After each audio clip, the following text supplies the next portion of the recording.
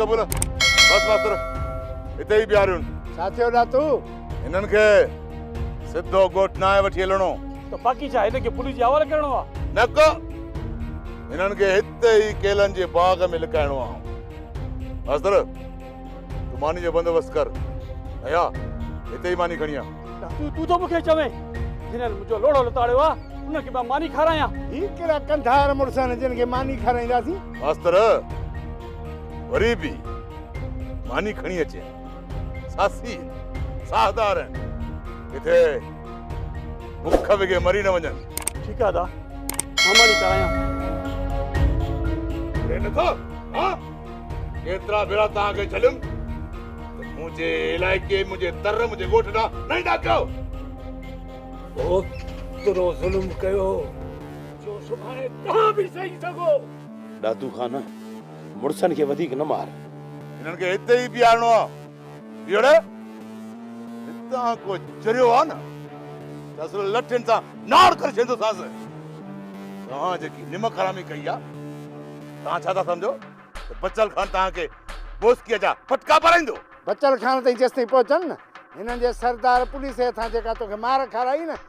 मुंहिंजी बाहि अञा उहा न ठरी आहे मां पाठनि सां अञा हिननि खे सिधो कंदुसि बदल चोरनि खे मुड़स मां त न मारींदा किरणा अरे खोल हिननि जा हथ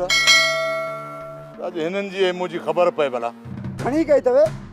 हींअर छॾियो बि सही असांखे बेली हाणे घणी कई अथव हाणे असांखे माफ़ कयो बसि दादू खान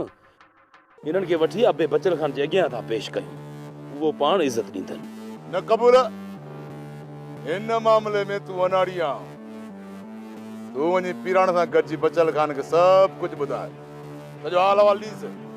पोइ जेको हुकुम कयो बचल खान उहो अखियुनि ते बचल खान खे छो ॿुधायूं हिननि खे वठी हलींदा राज्य जे हवाले कयूं अहिड़ो पुछड़ो कंदनि जो ख़बर पइजी वेंदनि ऐं पोइ हिननि जो सरदार सिदका भरींदो ईंदो असां वटि झुठ त हिननि सां अहिड़ी कंदासूं यादि कंदा दादू खान सुभाणे इन्हनि खे कांड में वठी बीहारींदासीं जीअं ही महिमाननि जा हथ धोराइनि ही पाण खे कचे जा कंधार था सम्झनि कच्चे जा कंधार हुजनि या पक्के जा पगदार उन्हनि वटि गैरत हूंदी आहे गैरत हिननि वटि त हया ई कोन्हे को गैरत वारा चोर जंहिंजो पाणी पीअंदा आहिनि न उन्हनि जी चीड़ बि चोरी न आहिनि कंदा इहे चोर त पंहिंजे पोयरनि खे बि सबक़ सेखारींदा त वरी इन राज्य ॾे न वञिजो मुड़ुस माण्हू उते मानी खाई उते में खोले विया पलांद में दातू 10 में कयो पोइ बि तव्हांजो हाँ कोन थो ठरे बसि कर त हणाए न डंडो असांजो मुड़ुस माराए चुको आहे पुलिस जे हथां किरण पुलिस खे ॿुधाइण बदिरां मूं वटि मेर खणी अचां न त 10 ई मींहं मोटाए ॾियां न हाणे हिननि जो सरदार बि मेर खणी आयो न त बि ही मोटी न वेंदा पर जेकॾहिं मोटी विया बि चोरीअ तां हिननि जो अरवाह खजी वेंदो